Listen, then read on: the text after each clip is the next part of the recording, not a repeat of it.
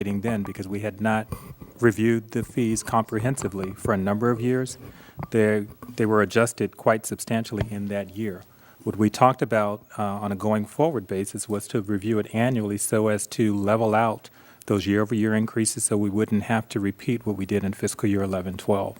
And it's really meant to kind of keep it with the 100% cost recovery, which is a desired objective of the council goal, and to make sure that it provides the tool for fiscal sustainability. It's just a revenue that, again, if people have to access the service, they're paying the appropriate amount of what it costs to deliver that service. You might also explain how the consultant went about, how they interviewed and went through the steps and Right. We wasn't reviewed- arbitrary. And I'll ask Mr. Uribe because he's actually the one that works very closely with the consultant on this one. But the user fee is comprised primarily of time estimates, where we actually had one-on-one consultations, and this was a very elaborative process in fiscal year 11-12, where we met with each of the department directors and department staff involved in administering all of these fees. That's why all the department directors kind of chimed in, because these fees are administered by their department. Time estimates were looked at to account for staff time as to, an inspection fee, all of the time that was involved. And in some cases, it's not just isolated to one department, as Mr. Norman just described when we talk about live entertainment permit. Although it is a fee that's captured in the finance department, it involves multiple departments. So it involves a portion of the police. It involves a portion of Mr. Norman's department through code enforcement.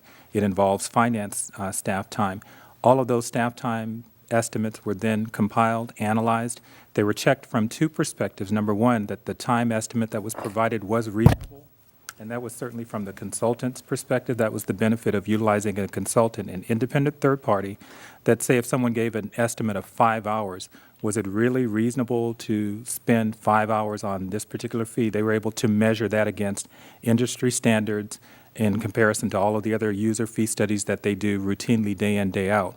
So we feel as though the time estimates that are reflected in this model, they're reasonable, they're appropriate, they accurately reflect the time that we're spending right now. And then, of course, the other side is adjusting for the labor. Mark, did you want to add anything else, or is that? I think that covers it. Yeah, that's about it. Okay. Any other questions? All right, this is an advertised public hearing. I'm going to open the public hearing. Would anybody like to make any comments? I've already got your here, Matt, so you can. It's Matt Lorimer, and let me make sure that the microphone's on, Matt. Go ahead. We talked about user fees before a couple of years ago. Is anybody aware, in the reporting, I didn't hear anybody from staff what happened July 1st. Does anybody know what happened? I can tell you the minimum wage went up. We're in a drought, and now the state's talking about fining businesses up to $500. Gas is going up. You have a $46 million reserve. The user fees that went up 2 years ago were outrageous. You have restaurants failing. You have Old Town, a fire station. I remember Mike Morgan was promoting having a restaurant there, and that thing's been empty for 25 years. You gave yourself a 5% increase. The fees, I think people are hurting still. I don't know, where in your reporting you talk to business owners in town, but I've talked to them, and they're struggling. Their average ticket has not come up. I think the average ticket, you should look that up. And what that means is, basically, is how much money are people spending at their businesses, okay? It's not recovered, okay? That's part of the equation that's important. Now, I can go out and get a third survey all you want all day long, but the people at home, you know something? When you want to get things done at your house, those fees have gone up outrageous. If you're a business owner, I remember when you wanted to put a sign up, it used to be $26, and then it went up to $150, and then we had somebody here, Mrs. Craven made a good point there. You have all these terminologies. It depends on who you are and when you come in the city, what your fee is going to run that day. There shouldn't be any variations that doesn't really apply like your lawn. It's all up to interpretation. Say what you mean, talk the talk, not walk the talk. Again, people at home are looking at this going, wait a minute, you got a $46 million reserve. You've increased user fees throughout the roof. okay? Small business owners are suffering. You just had a restaurant in town close. Minimum wage is going to keep going up. I think it's really time to revisit some of these fees. They're kind of high. And you know something? You have a lot of signs in the commercial area because they need to lease their properties and they're not getting leased. Where is the incentive to open a business in Camarillo? Not if you're going to continue to raise fees. And let me tell you something. If you have kids at home and they want a job, where are they going to get a job if we keep raising the fees? I understand the need, but you know something? You can't grow your way out by continuously building houses out in Camarillo. Because someday you're going to have to fix those pot roads. And you know LA County can tell you that because it's 2 years it takes to fix a pot road. So when you look at all these fees and you look at everything, is this the right time to do it? Remember, water's going up, minimum wage is going up, business owners are struggling. Where in your reporting did you talk to local business owners about this? Or homeowners who want to do something with their house? Thank you. Thank you, Matt. Okay, would anybody else like to make a comment on this? Seeing no one come forward, I'm going to close the public hearing. Staff, do you want to add anything before we get into the discussion? Anything to add that hasn't already been said? Okay. Let's open it up for any council discussion on this then. Well, I'm going to support it because this is not something that should come out of the general fund. The general fund is not to support is to support all of the people. It's not to support something that's for one single individual or one family or one builder who's going to make a lot of money. And so I believe that these fees are charged because each person who benefits needs to pay the fee. And well, I'll listen to others. Okay. Anybody else like to make a comment? yeah. Little? Yeah, I say last year, and by the way, I usually don't agree with Matt, but I'm pretty well in line with what he's been saying about fees. Last year, I said I did not support the idea of 100% recovery on each and everything, and I still don't believe that. I look at some of these, and it seems to me some of them are difficult to justify. For example, we talked about this residential property owner coming in and getting a homeowner's for landscape or ditch or building, I guess it could be, zoning clearance, pays $101, and they send the contractor down and they pay $610. So that somehow doesn't square with some logic. And the other problem I have, frankly, is the way the report was presented. The written report was excellent. It gave a good discussion of everything, some of the issues. But there's nothing there that shows what the fee was last year, 2 years ago, 5 years ago, compared to what you're asking now. It doesn't detail which ones are 100% cost recovery or 60% cost recovery. There's just not enough for me to make a realistic decision on it. And the other problem I have is taking 1.7% wage and just applying it across the board, which without any regard to who's doing the fee or costing to provide that service. And finally, I just think that we need to step back and wait and let the economy catch up with some of this before we go forward. Any comments, Mr. Morgan? I had the same problems Bill does because I've just showed you a few that I marked out that I can't understand. I mean, I know how you check background records. It's, you know, in law enforcement, it takes that long on the computer. Okay, there's a lot of things that I'd like to look and see how they did it. And I remember looking back when I ran for office when Ken Ghost died, and the headline said Mike Keyes on libraries, farms, and fees. Our fees were going up then pretty good, pretty steadily. And so I think that I'd like to see some of that information that he's seen over years, how it's gone up, and see where we are compared to 5 years ago, and see where our fees are. I can't vote for this evening. Anything else? Anybody? No, I'll make a few comments. I do agree, it probably would have been helpful on the report that if you had a column before and after the increase, it would have made it easiest for us to see that, because that was the question I had on how you calculated that. The other comment, and I know it's hard when you come into a council and you haven't been a part of it, so it's that catch-up mode of why things are the way they are, and I'm going to go to the one with the residential property owner versus a contractor. That was a conscious decision on the part of the council many years ago. For more than just that fee, there were several of them where the feeling was, and unless we discounted it, remember, we're bringing it down for the Water individual. heaters, Water heaters, dishwashers. all of those, because the fear was is if you charged them what it really cost to process it, they wouldn't come in and get their permits. And it was a way of trying to get them to truly come in and make sure that they are checked, that they are installed properly. Water heaters is the best example, if that's installed wrong. Backflow devices on landscaping. Right. So it's the other way around. From what I'm hearing down there, it's a discount for the homeowner rather than increasing it for the contractor, and it was done purposely. I think the other side of it is these are fees that are, there's a direct nexus between the user and the fee. Should I pay for Charlotte's cookie banner? Well, you should, because it's mine. If my neighbor is building a pool, should I share in the cost of the permits for that person to build the pool? So I think that's what we're trying to do here, is to tie it directly to the service that's being provided. Are there some fees in here that probably need to be reviewed? I think so, and I can support it tonight, but what I would like to request is that we maybe don't wait those 3 years, that we look at some of these, the ones that jump out, and say maybe these are a little high, that maybe we need to look at them a little closer.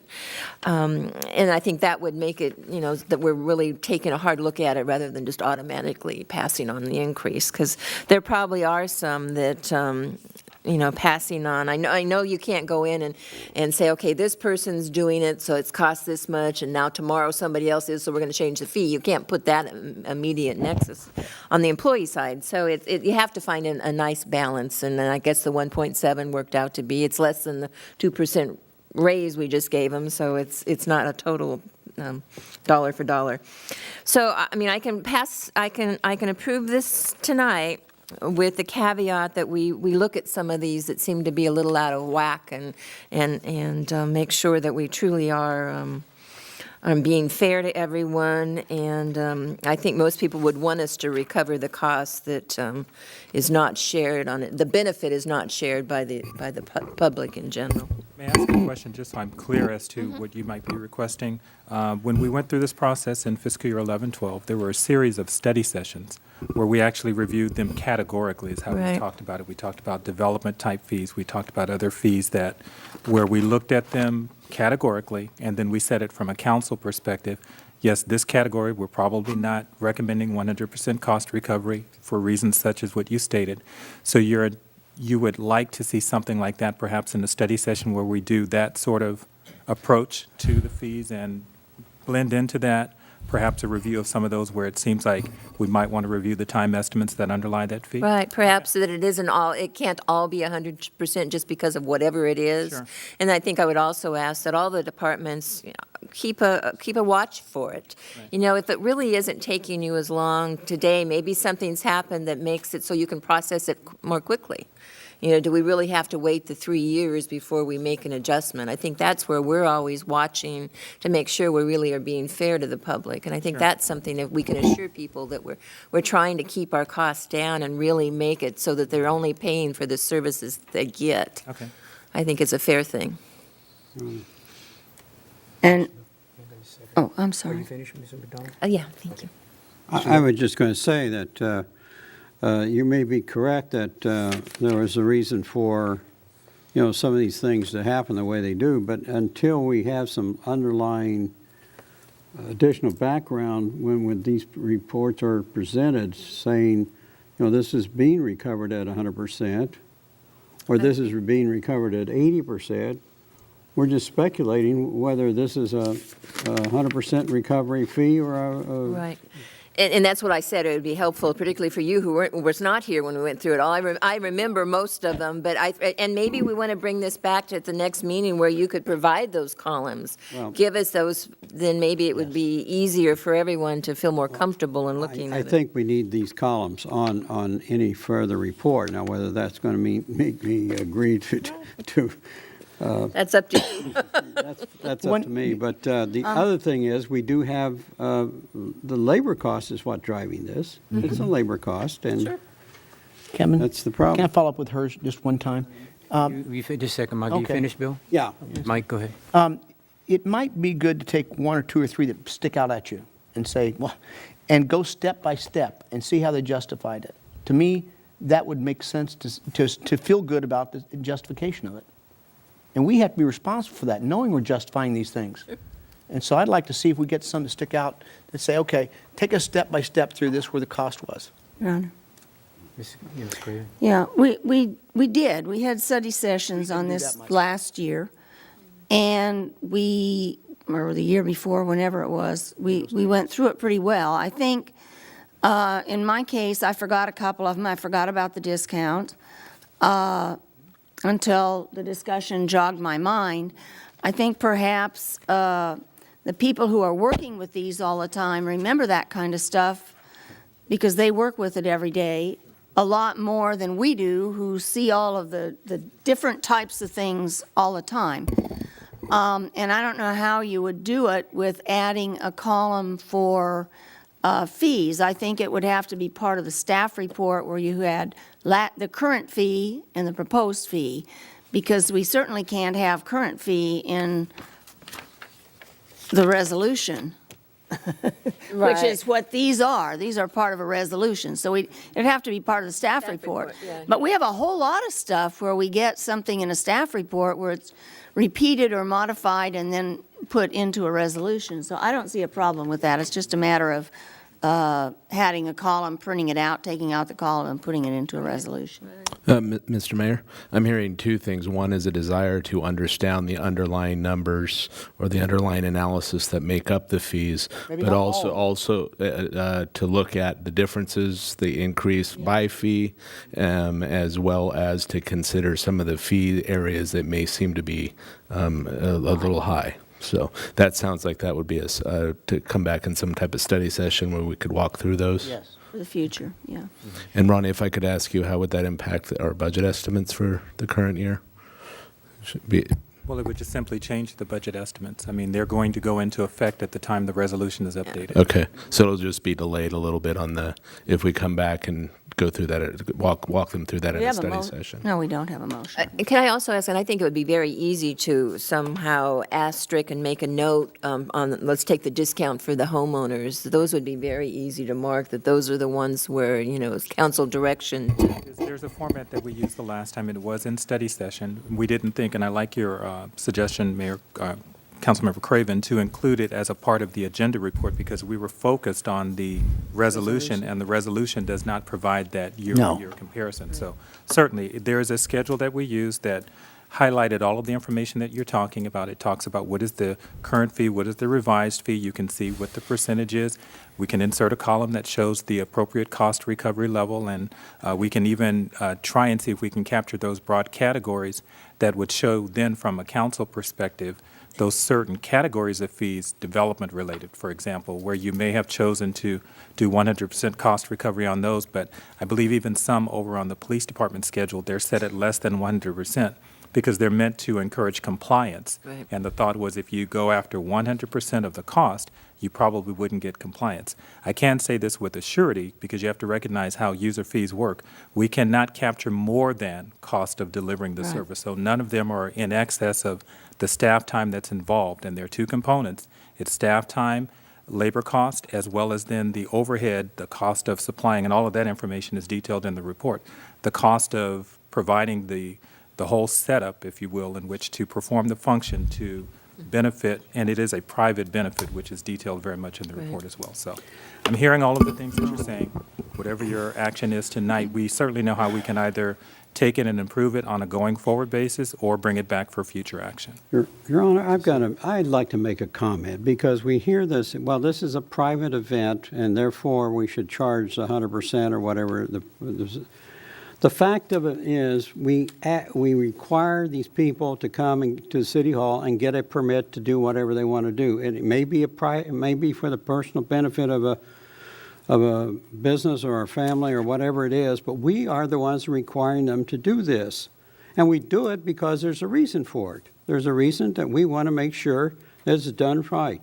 So to say that everything is for a personal benefit is just inaccurate. We have a vested interest as a governmental agency to make sure that these things, a building is built correctly.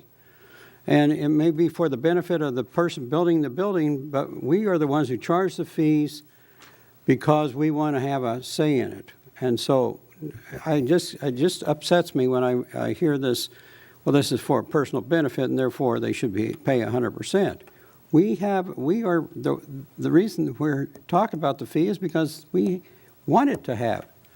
But so you're saying that a developer who comes in and is going to develop over 15 acres of land, that the general public should pay his $28,000 in fees? Jan, if I was going to use that, I would have used it. I'm using something where we talk about like a regulation or enforcement action. That's a whole different matter, and I have no problem with fees dealing with that. What I am talking about are the regulatory fees that we charge. That's what Give my me an comments- example. That's what my comments were related to, not development fees. Tell me what an example is, then, if you don't mind. Can you give us an example of what you're talking I about? just talked about a building permit. A building permit? A building permit is because we require them to have a building permit because we want to make sure it's built properly. So going back to my sentence, so you're only talking about an individual residence, not a builder I'm that just comes in? talking on a general basis. I'm not referring to any particular, I'm just responding to this comment that keeps coming up saying that these are for private benefit. Yeah, they're for private benefit, but we're charging them a fee because we want to know what it's all about as it goes through, whether it's a building permit or whether it's a sign permit or whether it's a what have you. So, and because we do that, there's a public benefit involved in it. Well, I think our policy right now is for 100% recovery. If you would like to have a discussion of that policy, that can start at the policy committee Your Honor, and move forward. I think I hear what you're saying. Second, hang on, Mike. Charlotte, did you finish it? But I believe right now, that's what we're under. I'd like to find out where the council, I mean, I'm prepared to make a motion on this right now, but I would like to know what the council feels. If Mr. Little feels strongly that he's not going to approve this, no matter what anybody does to it, then there's not much point in bringing it back. I don't know where you guys stand. Would you like it to come back, or would you like to just pass it and have you vote against it? I'm not clear on what it is. I think you were trying to accomplish something that has been in the wicked of many of us, even Jan McDonald in those days, about fees. And we've looked at it strongly and said, wait a minute, can you justify that to my satisfaction, that's how much it costs? And I hate to say that to staff, we're taking a word that's how much it costs. But like I just gave the 5-person permit versus a 25-person lot permit, it's the same cost. There's some things here that just don't seem right, and I think we need to look at a few things. You got to check them all out, but there's some fees here that I think need to be looked at. Does it cost the police department $182 if a guy's in there one night, gets his car the next day? Because you got to run the computer. I used to do it. You can run his records and all that stuff and have everything you know about his background. Then you got to pay a fee. But $182, maybe he doesn't have it. You know what I mean? And there's a lot If he was of. driving without a license, he shouldn't have been driving. Let me ask a question. Would it be helpful if at least we take one step and have staff bring us this back to us with those columns that give us the details, so you can see what it was, what it's becoming? That'd be better. What percentage of recovery it is, so at least then you have more information? That would be better. So I think that might be the solution. Let me ask staff when we can anticipate having that. Ronnie said he pretty well had it, so it shouldn't be long. If you desired to bring it back as far as a supporting schedule, we can do that for the next council meeting. Can you do it the next council meeting? Would that be I helpful? think that would be That'd be a helpful for lot big- everybody. big time Start. helpful. If there are ones that any council member particularly wants a justification on, should I should think staff know about We that? should gave you do two. that now. One that I'm going to bring up, if I may, is Mrs. Craven brought that up, the banners, because I know for a fact that some businesses put them up and don't Take them down. take them down is one. They certainly are not permitted. And they'll do it like, let's say, a Valentine's Day special, and it's only up for 2 days.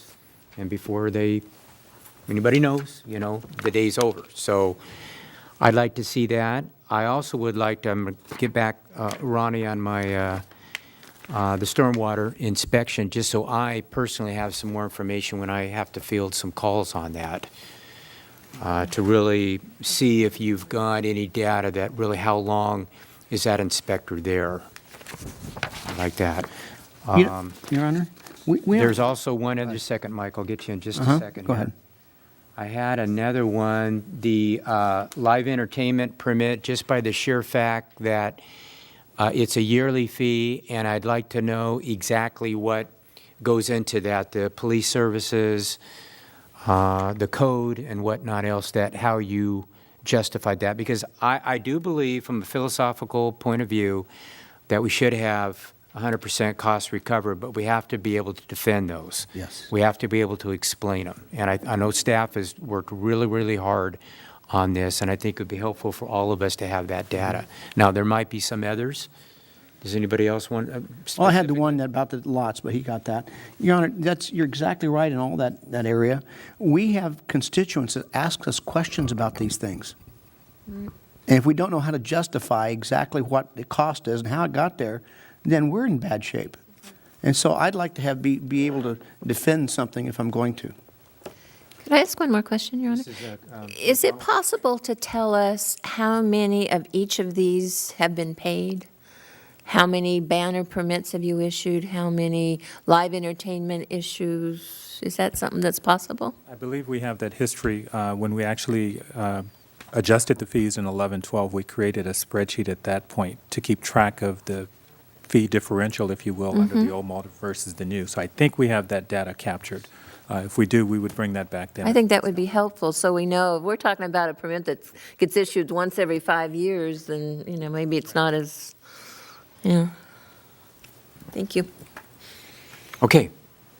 Questions, okay, is there any motions that No. somebody would like to make now? Do we need a motion to table it? No, Think we're we going to can say do we'll that, yeah. continue this item till they said next meeting. I move that we continue this item for information regarding, our concerns, the next city council meeting. Mr. Attorney, if we continue that to a date certain, we are okay on re-advertising? Well, It is a public hearing. Well, this is a public hearing. Did we? I don't remember. Did we open the public hearing? We did, and I Okay. closed it, yes. All right, why don't you reopen the public hearing? I don't think, Reopen the public hearing? and I think the record should reflect that no one has left the building since you closed it. And then you could continue it to a date certain. If you don't continue it to a date certain, then you're going to need to renotice it. Let's do the Okay, next so we will continue this to our next meeting. Staff assures me that that's enough time to get that, which is July 23rd? 23rd. Okay, so with that, we're going to continue this public hearing until July 23rd. Kevin, thank you for doing that. I'm sorry it's a little obnoxious, but I had to be, because that's something that I've been with for a long time. I like to have things justified. Okay, next public hearing. We've got an extension on a moratorium on the new wireless telecommunication facilities. Mr. Pierik, are you going to take this one, or? Yes, that will be me.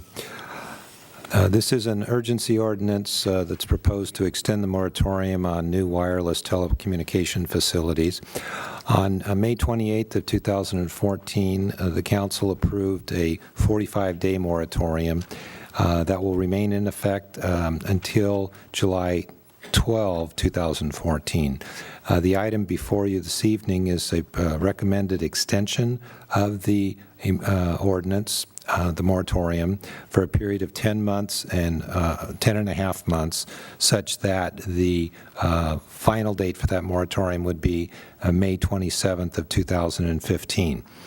Following the adoption of the interim ordinance on May 28th of this year, staff began a review of the potential amendments to the city's municipal code with respect to the regulation of telecommunications facilities.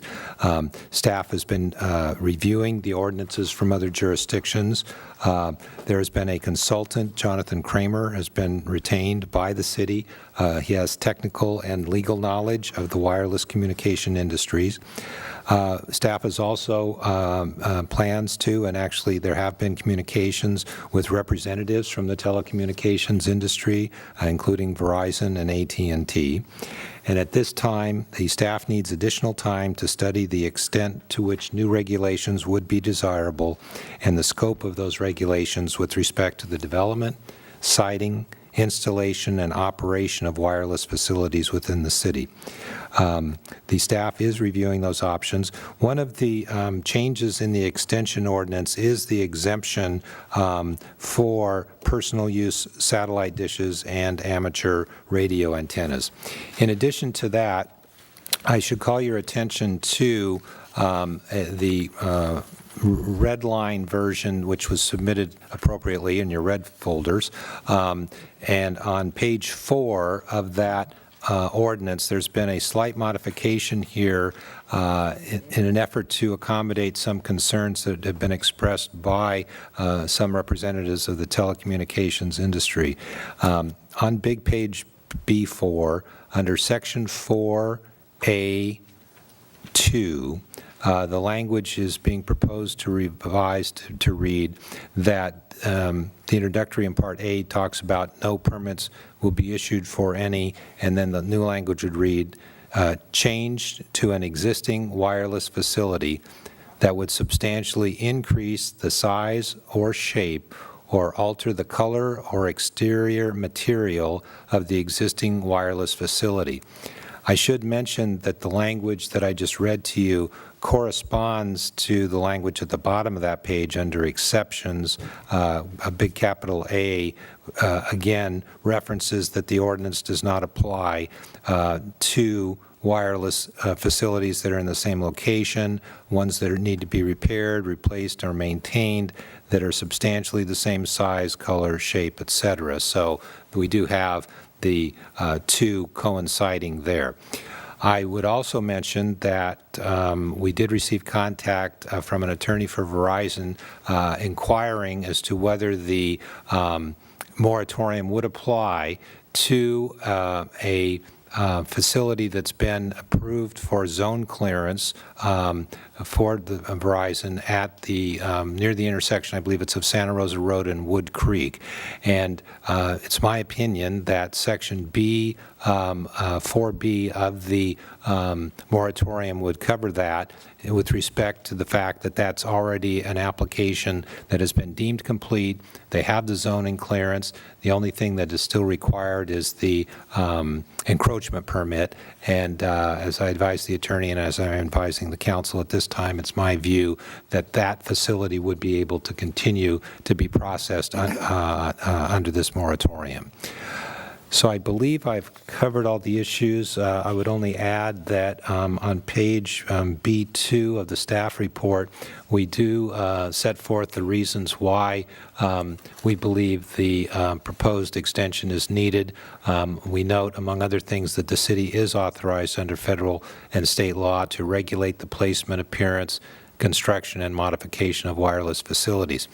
And the final point I want to make is this, that there is a study session scheduled for July 23 of this year with respect to both the City Council and the Planning Commission. And at that study session, and I believe Mr. Kramer is going to be attending that as well, there's going to be a review of a potential ordinance of the city or discussions of what would be included in that ordinance so that the city is moving forward diligently with a permanent ordinance for the regulation of telecommunications facilities, which would be an improvement over your existing code section.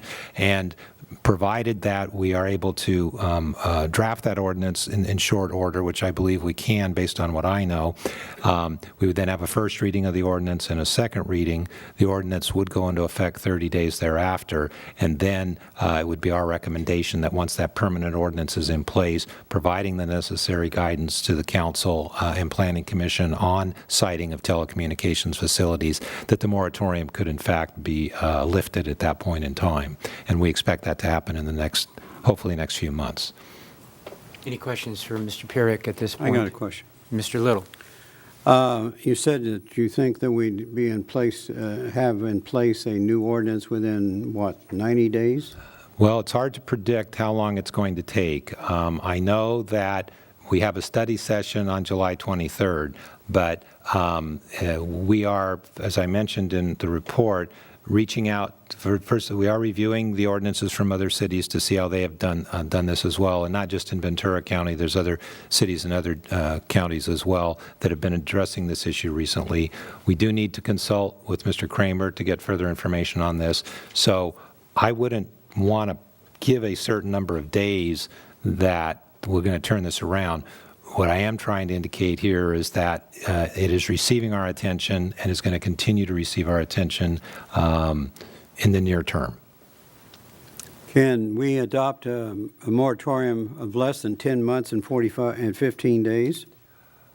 Well, the code says 10.5 months, and my recommendation would be that we don't adopt the moratorium for some period less than that, since we don't know how long it's going to take to complete the permanent ordinance and have that go into effect.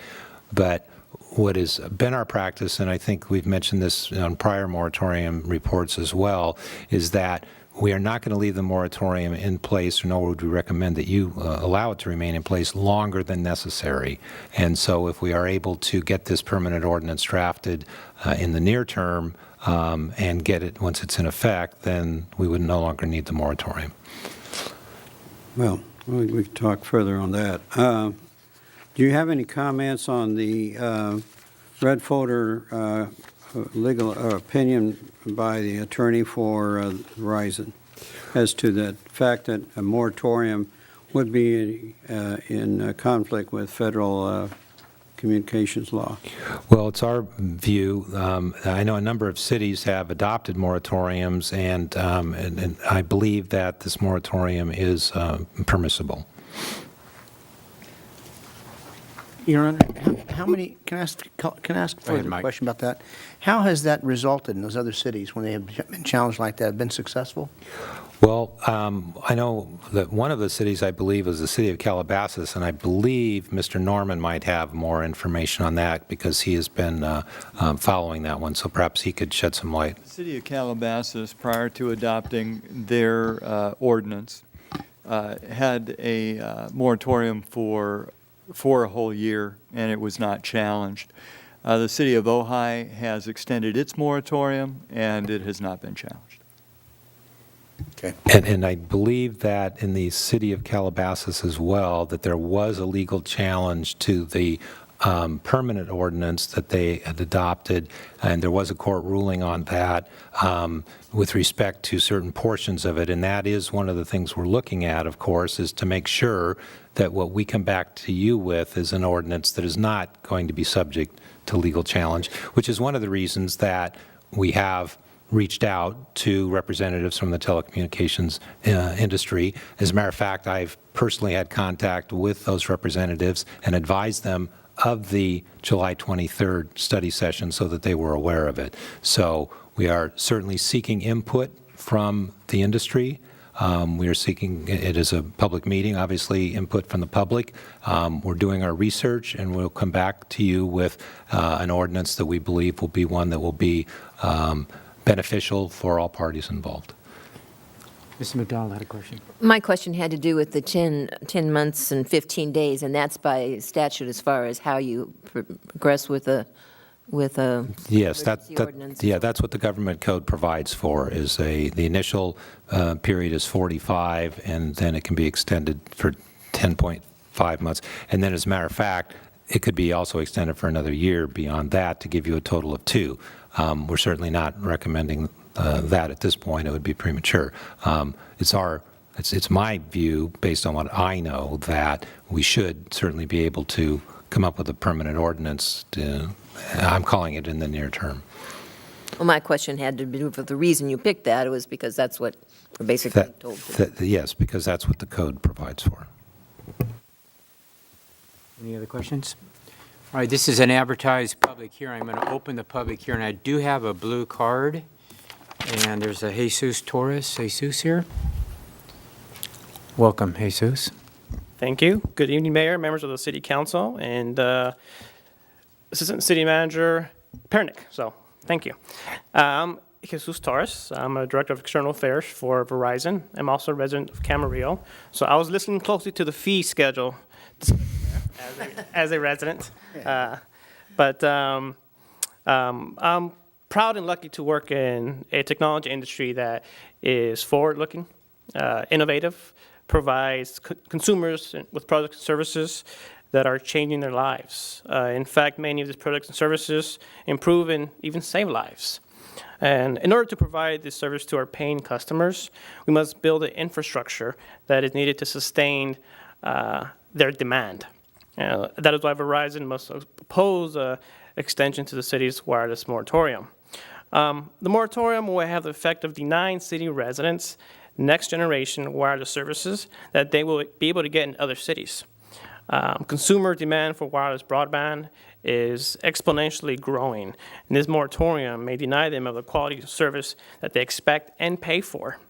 Furthermore, education, law enforcement, healthcare entities use our services right here in Camarillo and expect the best service to do their job. Verizon understands and can appreciate the city's need to update its city code to provide a path forward on managing wireless technology projects, and Verizon is a willing partner in that process. And I'd like to thank City Attorney Purick for including that in the process. Many cities don't do that, so thank you. However, you don't need a wireless moratorium to change your city code or to come up with the ordinance. For example, the County of Ventura, we worked with them closely on their right-of-way ordinance that they passed. No moratorium. We're working with them now with their planning ordinance. No moratorium. You don't need one to change your ordinance or come up with the ordinance. So I think we can get this process right, and we can do that without a moratorium on wireless technology projects that will put residents at a disadvantage. And I appreciate the red line that you just mentioned. I know that the language, substantial increase in size, what does that mean?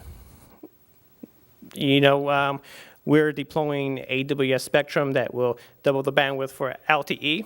If there's a moratorium in place, we can't do that here in Camarillo. And we're doing that in other cities. So there is sort of a upgrade in structures that we might need to do. Substantial increase in size, I don't know what that means. Does that mean 4 feet to 6 feet, 8 feet? Who knows? And also, when challenged, moratoriums have been stricken by the courts the last 18 years. Thank you. Any questions? Thank you very much. Okay, anybody? I got a question. Jesus? I got a question. Do you have any projects planned in Camarillo that in your opinion, would be delayed if we imposed a moratorium tonight? Yes, we do. And one of them was the Santa Rosa project, so we thank the city for trying to exempt that. And we have others that we are planning but haven't submitted yet. But they're in our plans for the upcoming months. Question two. Yeah, one more, Jesus. Just a couple things. One is, At one time, they came and made us a presentation that they might want to put the towers on top of, on public either Light lighting posts. posts. Yes, yes. I expected that to happen somewhere along the line. It never did. What happened?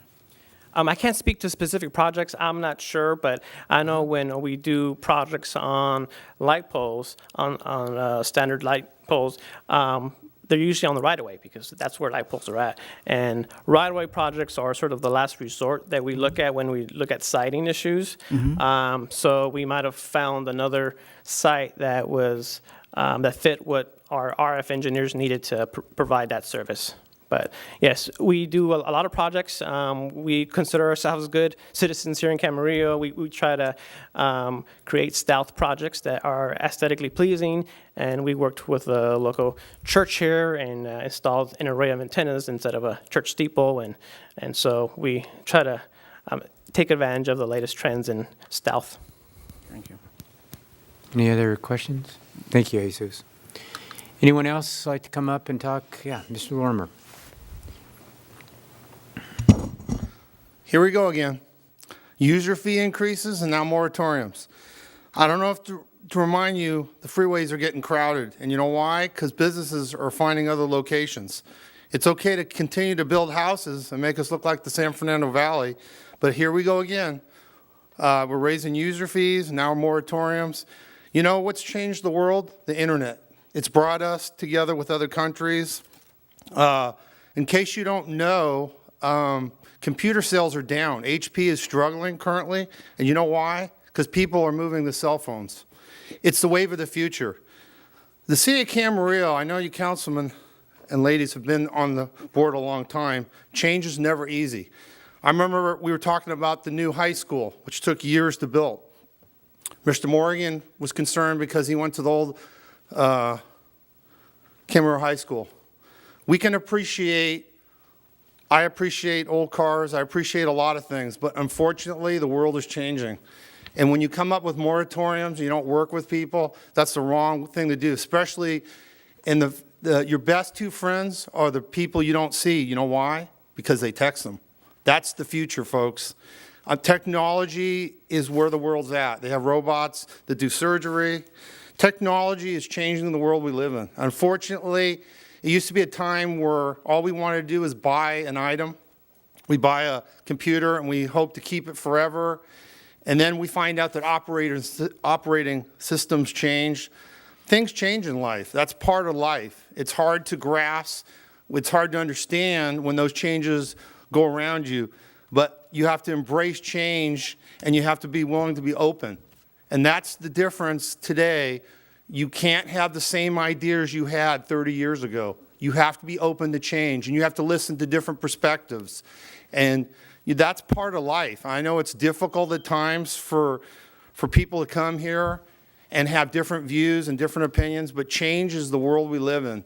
And because we have to embrace that change, sometimes it's difficult for us not to want to go along with the way the world is. But technology is going to keep advancing.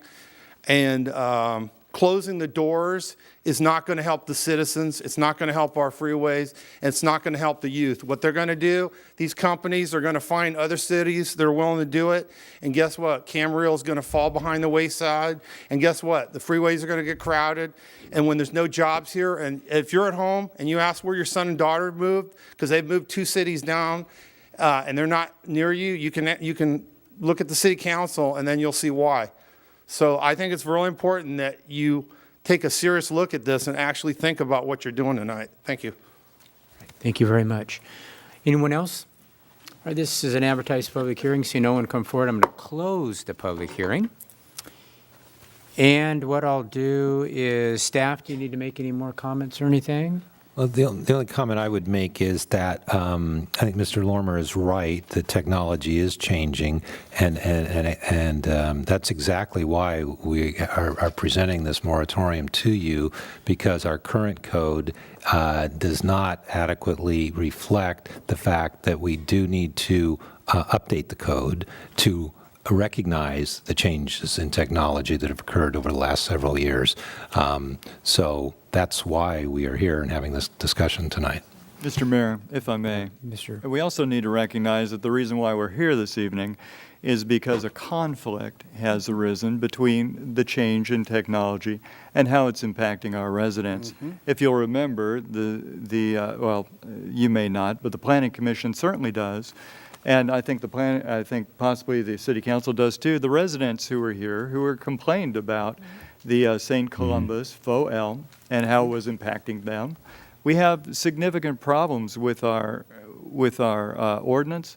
I mean, things that are just basic. We don't have fall zones in our ordinance that protect people against towers that fall down. The setbacks for towers are only regulated by the zones in which they are. They don't recognize that you can have a 100-foot tower with a 20-foot setback, which could land on somebody's house. That's just basic citizen protection that we need to build into a new code. Also recognize that modern codes today for wireless telecommunication facilities address a streamlined approach to various levels of technology being used. And they often give preference to less invasive types of technology that can significantly enhance a telecommunications company's ability to place that technology quickly and rapidly in a manner that meets community standards and expectations. So we believe that while we may have a moratorium, which will give us space to be able to work with industry and work with our citizens to create a code that fits all, even though there's some time being expended with that, we believe that on the back end, with an ordinance that's very clear about our standards for applications and submittals and where such technology can be placed, can be a significant benefit and time enhancement for industry and for the staff and for the comfort of our citizens. All right, any other questions or anything? Okay. I don't have any questions. Do you have one? No, I don't have any questions. I just have comments when you get there. I have one question. You said, Mr. Attorney, that we only have the option of going to 10 months, 15 days. Is that correct? Could we? I know. Let me ask the question. The question would be, could we revert to the fact we adopt the ordinance that is 45 days that we have adopted already and just re-adopt it and have it out for 45 days? And if that's not enough, we come back and do it again? No. There's no way. What the ordinance, or what the government code says is that you can have the initial 45-day moratorium, and then it provides for an extension period of 10.5 months. For you to then do another 45 days, the code doesn't expressly provide that you could do that. And I've never had to answer the question, could we do it for some period less than 10.5 months? But I can say this, that extending it for another 45 days is not going to be too helpful for a number of reasons.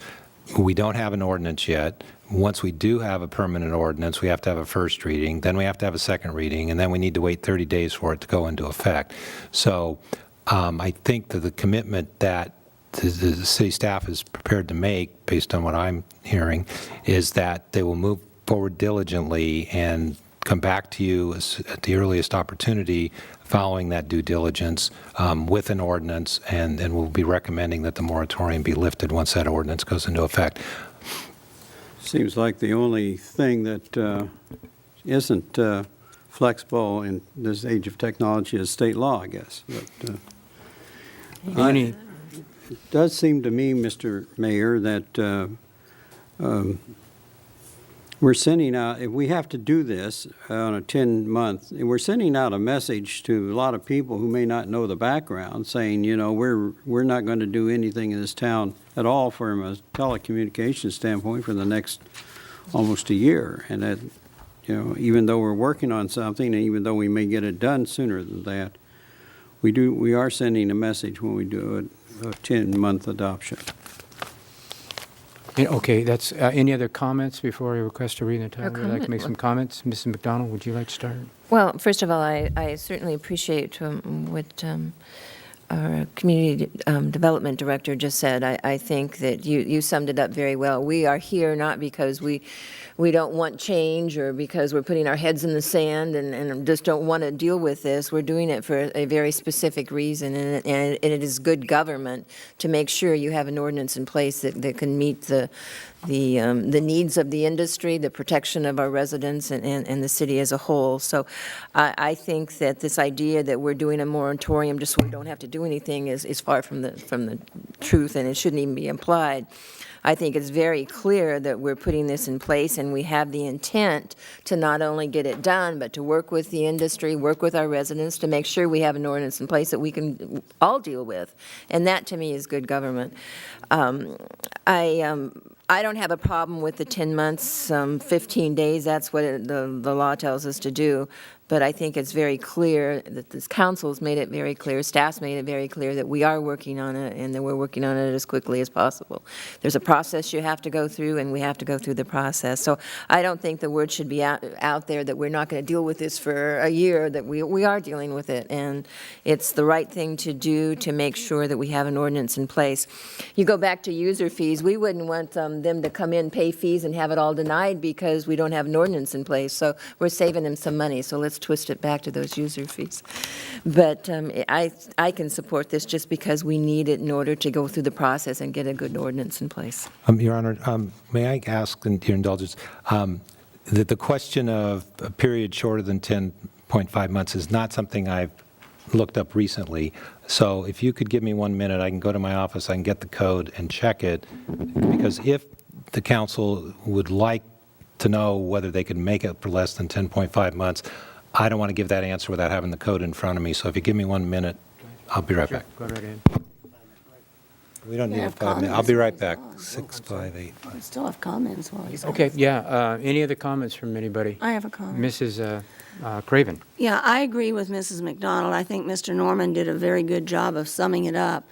We're not trying to do nothing, we're trying to do something.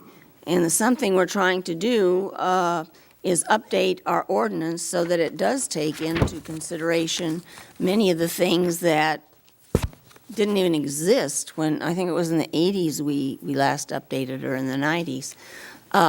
So it does need to be looked at because things have changed.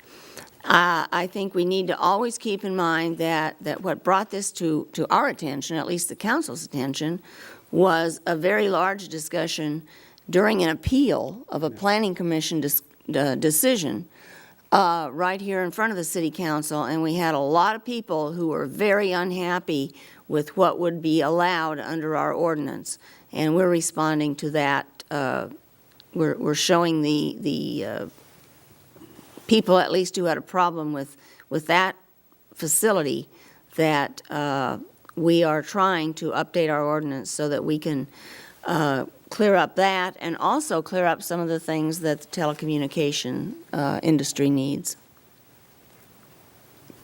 Any other comments? I have the answer. Okay, you're quick. Yeah, at least this time. It is Government Code Section 65858, subsection A, which says that the legislative body may extend the interim ordinance for 10 months and 15 days. So it doesn't say up to 10 months, 15 days. It says you may extend it for 10 months, 15 days.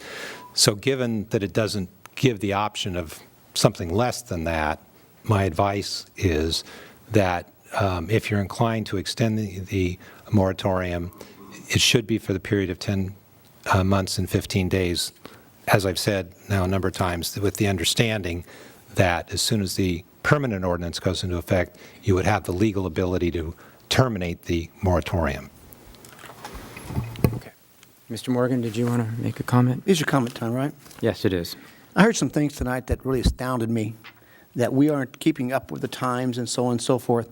I remember when we got our first computers at City Hall, and they told us it wasn't going to cost us that much more in the future. Well, it's got a long way since that time, I'll tell you. Now everyone's got computers, including city councilmen who have their own iPads and are working with those iPads as their computers. We're looking at representing our people. As Charlotte said, we had some people in here that wanted some of these things controlled, and that's our voters. And I'm sure many people in the city that want us to look and see what we can do to make sure they're protected also. That doesn't mean we're going to be against all their installation, it just means we want to make sure they're correct. I trust staff. I think we got some of the best staff around, especially my city attorney. Much more than I do someone that come up here and tries to tell us we're not doing the right thing. And so I think today, we're doing the right thing. We're doing it methodically. We're making sure that we get the right ordinance in place, and that the people will like what we do, not what someone says we are behind the times, because definitely we are not. That's all. I'm for this. Your Honor. Mr. Little? First of all, I'm not opposed to a moratorium.